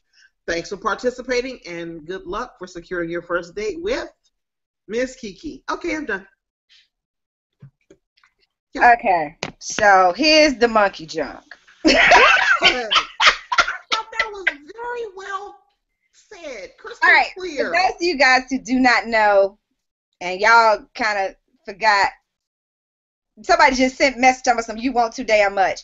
These are not the requirements I put out there. These are the requirements they put out there. The only requirement I got put on the list was pee parts must be on swole. So get off my back, okay? Okay? I have been put out of the way. I have been told I have no say in this. I have to sit by.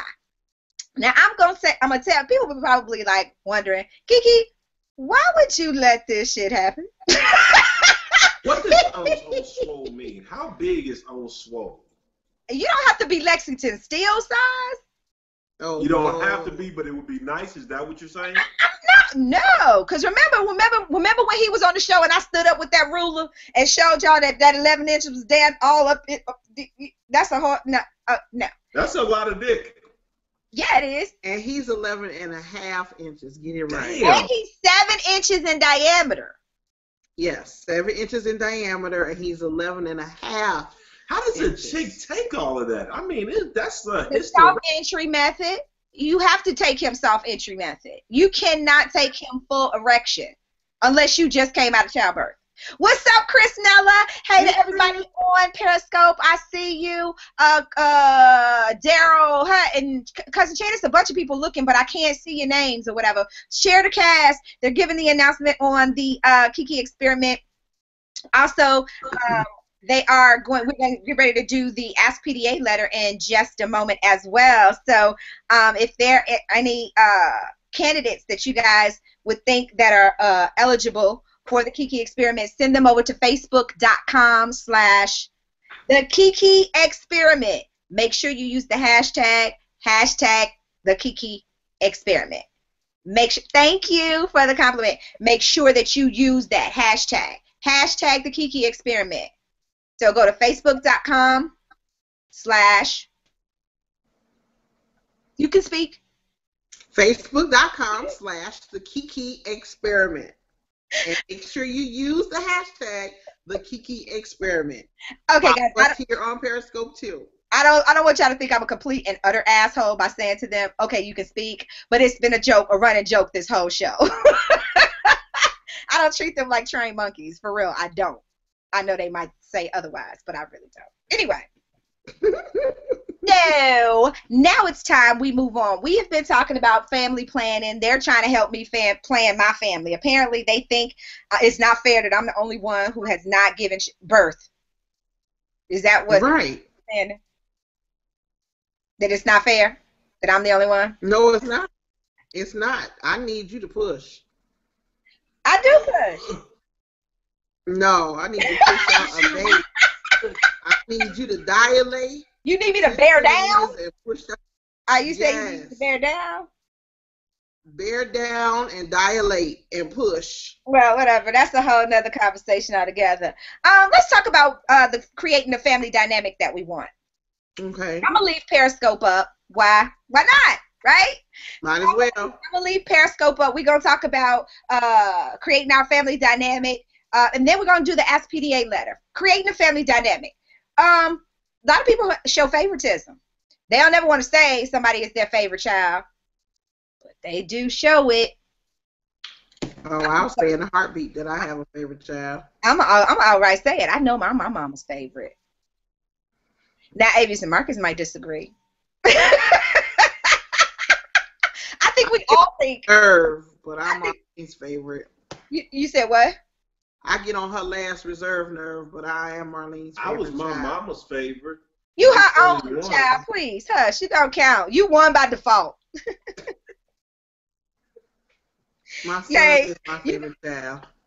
Okay, what's up, Latoya? See you in there. I see a bunch of y'all in there. I got to share this thing again. Hold on. Let me do that. I did it. Hooray. All right, so another family dynamic that we need to consider that we want when we're creating our family dynamic is you want to make sure that you're teaching your children work ethic, that you're getting up off your ass every single day and you're doing something and you're not just, being a deadbeat, Right. Expect your child to respect you and to want to do what you do or anything like that if and when you're a complete nothing. You know, I'm not saying you got to be Bill Gates or Donald, you know, not even, please don't be Donald Trump. I'm not saying you got to be some bigwig, but at least they see that you're doing something. What if you're a charitable person? What if you're, you know, somebody who cares and you know, puts yourself out there for other people? Those are things that your kids need to see, so that they can learn to be productive citizens out there in the world and care more about, you know, care about other people and not just for themselves, because we are raising a bunch of selfish children. Mm-hmm. You know, these kids have no sense of anything but themselves. You know? I agree, because if that what they will do, you know, and I think that a lot of that is attributed to the younger that these parents are becoming, the less they know about parenting. You know, and unless they have someone in their life that can teach them the different ways of parenting, not that everything old school was always 100% right or that it would work now, but there are some values that should still be instilled that just never were. And a lot of these new parents really just do not know. And that's really a big problem. They don't know. You can't teach what you don't know. And that's not their fault. Right. I'm not saying it is, but I'm saying they need to have somebody around that can teach them, you know, because it's becoming really bad in epidemic proportions that, you know, these younger parents are, I don't even want to call them parents. They're not. You know, it's bad. Well, okay, let me ask this. When you're creating your family dynamic, do you want to create a dynamic of who's the disciplinarian and who's the soft touch? You know, do you, because a lot of people do kind of set that kind of tone where it's like, you wait till your daddy get home. Well, I'm going to tell your daddy. The kid be shaking in his boots. But you could have yelled your damn head off. But as soon as you said, I'm going to tell your daddy, they break down. Mm-hmm. Are you going is everybody carrying the load of disciplinarian, or is mama the heavy and daddy, you know, is the hammer? Yeah, and mommy's the bad guy.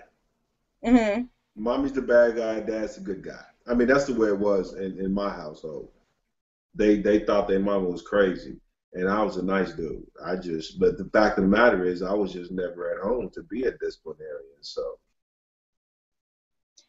So in creating that family dynamic with you, like say for instance, you saying that you were never at home, part of that dynamic was that you couldn't hold them accountable in a lot of ways, and or sometimes because you weren't there, you kind of felt guilty, so you overcompensated. I would say yes. I would have to say yes. So creating a family dynamic would be good to schedule and carve out family time. Yes. That's very true, and I never did that. Okay. Couldn't do that. I couldn't do that because I think it was more important for them to eat than us have lots of more family time. It was just more. How come you couldn't do what it took? But you know what, Andreas, I know you. I know you thinking, you know, in your head, that was you saying out loud right now in this moment. I thought it was more important that they eat because you provided more than for them to eat. They could eat plenty, and you still could have had time. If you cut back, they still would have been able to eat well, but spend some time with daddy. I get it. No, I get it. I gotta own that one. I have to own it. Okay. Yeah. Right. Now I'm getting messages. People are saying that the parents have to have a united front. I absolutely agree because I believe in the village. You know, so if you got the village all have to be on the same page. I know somebody tries to play the ends against the middle. Hey, Coach Bill, thank you for joining us. Tries to play the ends against the middle all the time. And it's like, oh, you can't go ask me mine. She tell you no, and then you come to me, and I'm going to say yes, or you go to mommy. No. We all saying no. No means no. That's something that you need to learn as a young girl right now. You need to know that no means no in all situations. So become acquainted with that whole terminology. Why are you laughing?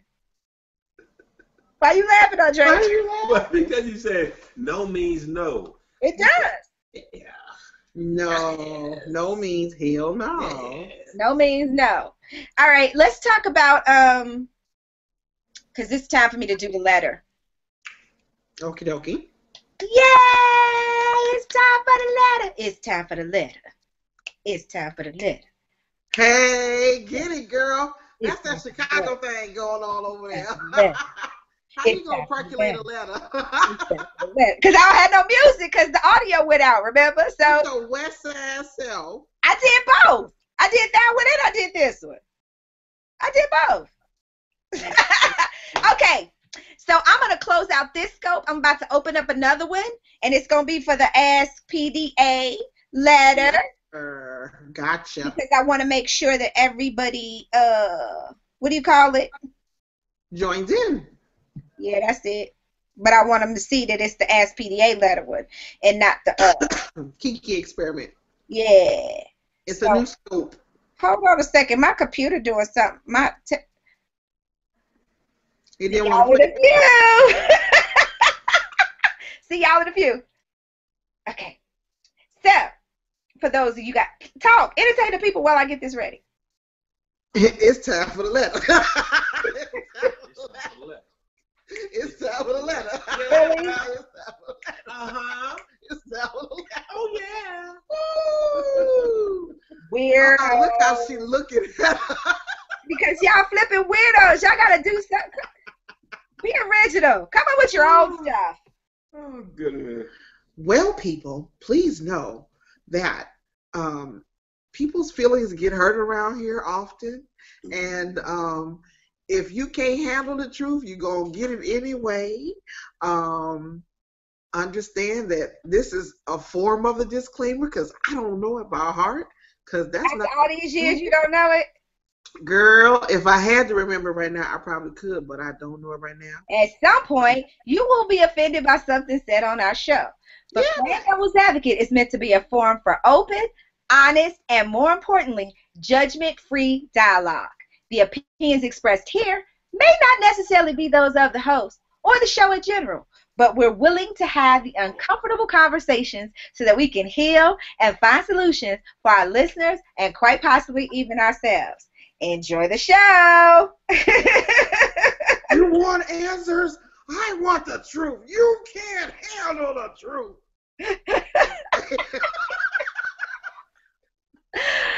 Oh my God, that was so janky, but it worked. Ladies and gentlemen, welcome to our Ask PDA letter segment of the show. Our Ask PDA letter is being brought to you by our Producer's Drink of the Week. If you have not had the opportunity to check out our Producer's Drink of the Week, it was called the Basil Cachaça. Right, Basil Cachaça. So if you haven't had a chance to check out the Basil Cachaça, oh, baby, please, just do yourself the favor. Go check it out. Because it is awfully yum-mo. But now it's time for me to do the Ask PDA letter. Y'all ready for this? Absolutely. Let's see what we got. All right. Here we go. Dear PDA, my husband and I have been married for 2 years. I recently was in a bad accident, which has put me in a position not to be able to drive. The person who mainly drives me around is my husband, but sometimes friends and family takes me to appointments or to run errands. Recently, my husband announced he'd no longer take me to buy birth control pills because he's ready to have a child and doesn't want to wait. Since I am out of work, have no money of my own, and must solely rely on him for support and transportation, and since he's no longer willing to provide me with funds to buy birth control, I am unable to ask anyone to take me and give me a ride to the pharmacy. When we have sex, hey Taylor, when we have sex, he refuses to use protection. Although I want children in the future, I don't feel ready to have any right now. We married young and still have years ahead of us to get pregnant and be active parents. Please tell me what to do. I'm afraid if I refuse to have a baby with him, he'll leave, or when I'm ready, he'll decide that our time is too short or past. I love him and I would do anything for him. Should I give in? And is this worth the fight? Signed, what part of the plan was this? Thank you guys for sharing this post on Periscope. For those of you guys who are watching us on YouTube, let me go over here and see some of your comments. For those of you guys who are watching us on Periscope, we are streaming live on YouTube via Google Hangouts right now. So we have people in our chat room right there. What's up, Big West? I see you over there, Daddy. Who wants to take this first? I'd love to take it. I'll take it. I'll take it first. Okay, go ahead. All right, I'm gonna make it quick. I'm gonna make it real brief. Let me tell you something. You're married to a man who is a control freak, and he is showing very early signs of abuse. To force you into a situation where you have children, where you are physically incapable to take care of them, because one, you're not working. You said you were in a car accident and you can't drive, so you can't even take the kids somewhere if something happened. You got to wait for somebody to come and get you. What's up, new people who are joining us? So he's telling you right now what kind of man he's going to be once you have children. He is going to be an abuser. He is going to be a batterer. You are going to find yourself in a bad after school special, a bad Lifetime movie. That's what you're going to be if you stay in this situation. Now, I will never tell somebody that they need to leave their husband, but you need to toe the line. If he don't want to wear a condom and don't want to take you to get your birth control or pay for your birth control and you're not ready to have kids, then stop having sex with him. Can't knock you up if you swallow. I'm just saying. I'm just saying, I don't mean to make light of the situation, but the reality is he is showing you flashes of abusiveness. And it is coming, and it's coming soon. Because once you're pregnant, then he's going to try to dictate to you what you can and cannot do while you're pregnant. Exactly. What's up, Toronto? Thank you for joining us. Once you have the kids, now you can never go back to work because you need to take care of the kids. Mm-hmm. So it's only going to get worse. This is a situation that will not get better. So whatever it is that you feel like you need to do to get yourself out of this situation, either you switch the game up or you get out, whatever that is that you decide to do, you need to start doing it now because it's not going to get any better. Now, I'm going to give my co-hosts an opportunity to share their thoughts. I'll start with you, Andrea, since you wanted to go first before me. Go ahead, baby. You took the words right out of my mouth. It is, besides him being a control freak, and besides the fact that at some point he's going to put his hands on her, he's a really selfish guy, man. That's just absolutely terrible. But she's letting him nut all up in her, so I think that part of the blame is on her. And I don't even understand why she even wrote the damn letter, and she's gonna let dude just keep nutting up in her. She knows what's gonna happen. I mean, I think that she's already made her darn decision. I don't know what her decision may be, but she knows she's gonna get knocked up. I think that maybe she wants to be controlled. Okay. Hold on, Sporty. Before I go to Sporty, I need to ask Andreas a question. Please. Clearly, this mofo has lost his ever-loving mind. No, I ain't lost nothing. Go ahead. Did you just say she lets him nut up in her? Well, yes, that's exactly what I just said. Clearly, she's not physically able to fight back. But then that's rape then, right? Then he's raping her? Is this what you're telling me? What I'm saying is there is a level of abuse that's happening in their home, and she needs to be very careful about the man that she's dealing with. And if he's taking it to this extreme right now, it's only going to escalate and get worse later. Now, I just said the same thing you just said, that she needs to get the hell out of Dodge in a whole other different way. Did I? No, you said that she was letting him. As opposed to he was. Okay, now she never spelled out the fact that she was being raped. Is she being raped or no? She alluded to the fact because she already told her she was in an accident. She can't get around on her own. And she said when she has sex with him, he refuses to wear a condom. Okay. Okay. All right. Go ahead, Sporty. You pretty much have said what I would have said in the first place. That's abusive.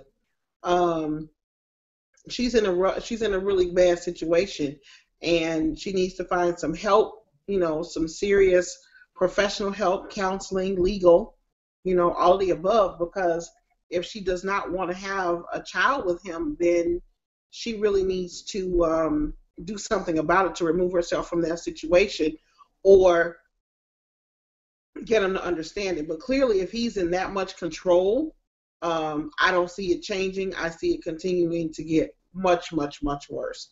So, my prayers are with you because that's a hard one. That's not an easy question to answer for you. But I would say seek some professional guidance and counseling and some support, outside of your home, like you're reaching out to us, and it can get handled. Well, since he won't let you go nowhere, you got plenty of time to do it. That's all I'm saying. I mean, I know I kind of make light of the situation. We have people in our chat room on YouTube. You have men who are agreeing that this is they're agreeing that this is rape.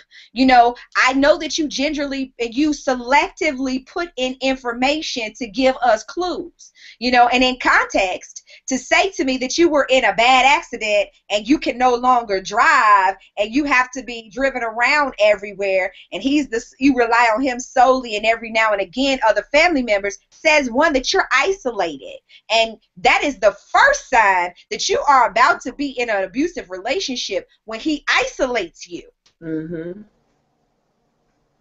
So, I'm sure that he's shown flashes of it in other ways. Yeah, you said you've been in a great relationship for 2 years, but because you didn't recognize the signs, now you're seeing who you actually are sleeping with. You're sleeping with the enemy right now. He's not looking out for you. He's looking out for him. And Lord, and I hope you get better, because here's what I see. Maybe it's because I watch too much TV, or maybe it's because I'm jaded because of some of the stuff that I have to deal with clients and stuff. What I see happening is that because you're physically incapable of doing some things, once you have that baby, and if you try to leave him, he gonna take your ass to the ringer and try and say that you not capable of taking care of this kid. So I'm just saying, if you need to get one of your friends and say, hey, I need y'all to sneak and take me to go get the damn shot, can you? And I'm sure if you told your friends what was going on in your home, they would be like, I know if it was my friends, they'd be like, girl, you ain't got to worry about it. I'll pay for it. Right. You know what I mean? Like, there's no way anybody would allow that to continue to happen. And if your friends wouldn't help you and support you, them not your damn friends. You need to drop them. But the reality of the situation is you are in an abusive relationship right now as we speak. And I know you probably didn't want to hear it, but it is. And it's only going to get worse. He sounds like the kind of cat that would beat you while you pregnant. So how you going to just not refuse to wear a condom? Why are you fucking him?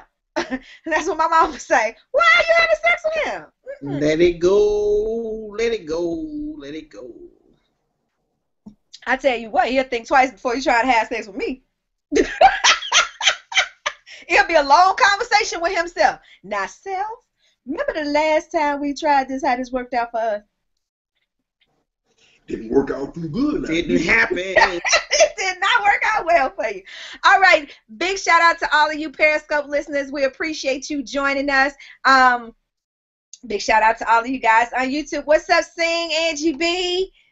We just gave some wonderful advice to one of our listeners for our Ask PDA letter segment of the show. We appreciate you guys sending those letters in to us. We don't make this stuff up. This is actual people with actual advice that they want to get. So if you have something that you want to get advice on, please do not hesitate to send us an email at pda.radio@gmail.com. And in the subject, put Ask PDA, and we will get your question answered. Put your advice out there. We will send you an email ahead of time letting you know. We're going to feature your question, so that if you want to comment, you can. We appreciate you guys sticking in there with us throughout the audio issues with Blog Talk. One Monkey Don't Stop No Show. Sporty and Cousin Chan have, thank you, Sporty, have announced officially the Kiki experiment. What's up, God Loves Me First? I'm going to go to facebook.com/the Kiki experiment. I'm going to join the group and join the page, and I'm going to watch. I'm going to see. So if you know some men who are eligible, single, straight, holla in the group. Send them there. Don't forget to use the hashtag the Kiki experiment. Hashtag the Kiki experiment. Right? That is correct. Hashtag the Kiki experiment. Facebook.com/the Kiki experiment, and make sure you hashtag the Kiki experiment if you want us to take you seriously. Right. Even if you do it on Twitter, even if you do it on Periscope, even if you do it on Instagram, make sure you use hashtag the Kiki experiment. I'm going to challenge everybody to snag the picture off my page on Facebook for the Kiki experiment or the Kiki experiment page. Post it on all your social media with the hashtag the Kiki experiment and say all of those people, if you're interested, holla. And make sure that you use the hashtag the Kiki experiment. We want a trend. We want a trend. We want the hashtag. So this is big time stuff here.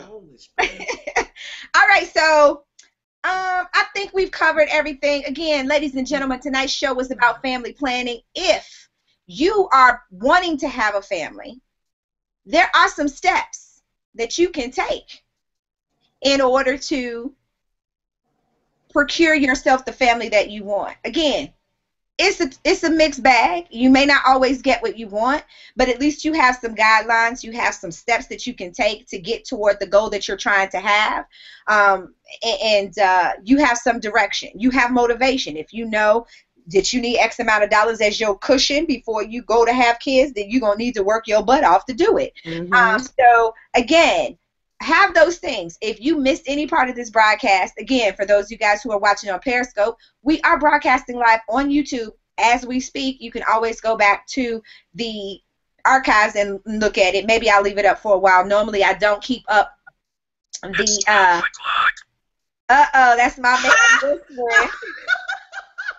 We normally don't keep up the video. We usually do snippets, but you can check out the snippets. So with that being said, and the little man talking in my ear, thank you guys for joining us on Periscope. Share this scope. Share hashtag the Kiki experiment. Go back and listen to the archives. We'll see you guys next time. For those of you guys who are watching us on YouTube, I'm tired.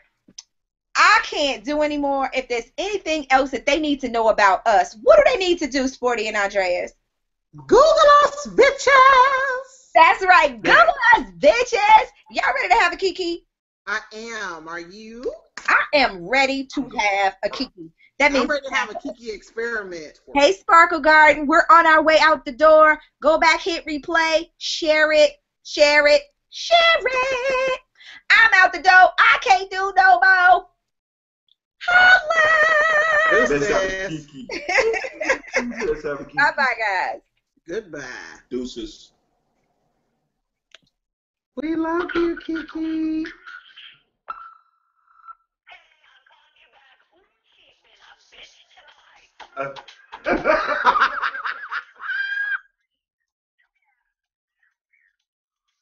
Can't hear me.